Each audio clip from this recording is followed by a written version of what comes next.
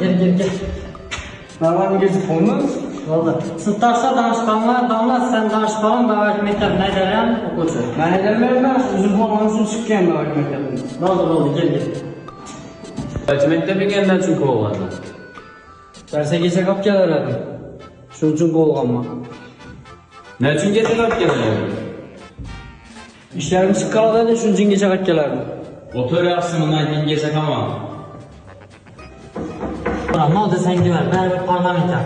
Ya Damla da soyum lazım. Damla bir mi?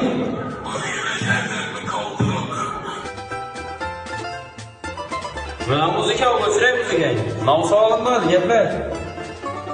Damlayı da alayım haksız. Üstü yaksın parlament yaksın.